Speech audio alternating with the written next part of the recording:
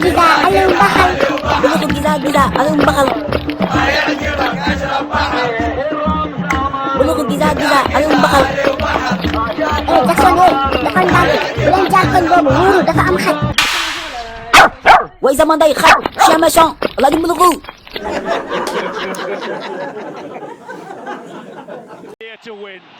Mais ana Krépin Diatta yow mais Krépin Diatta gisuma ko ci classement bi de lu xew ba jàmm la non Pape Thiaw sañul teg booy Krépin Diatta ci banc bi suñu Krépin national.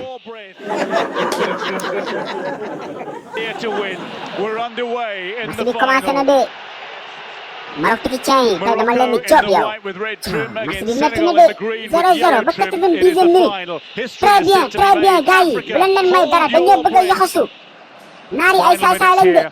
Opportunity to feed back post and away by Diouf.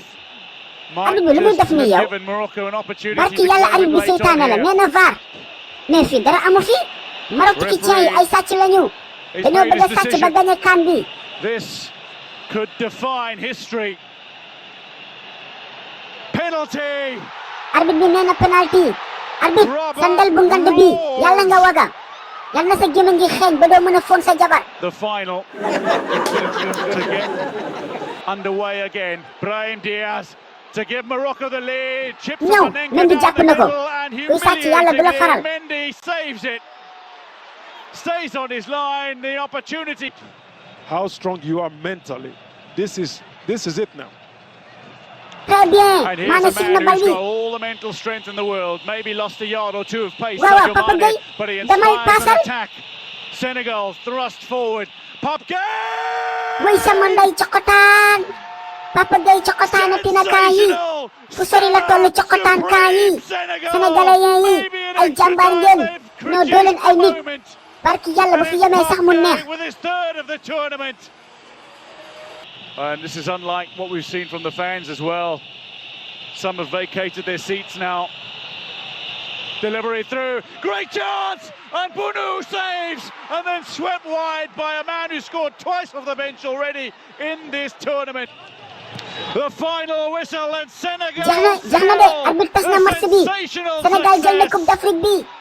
duma nañu naari seen biir dëkk xaaral ma ñëw jibile ji tey amul nelaw Sénégal. Giza Aliou Mbaxal. Giza Aliou Mbaxal. Buluku giza Aliou Mbaxal. Giza Aliou Mbaxal. Buluku giza Aliou Mbaxal.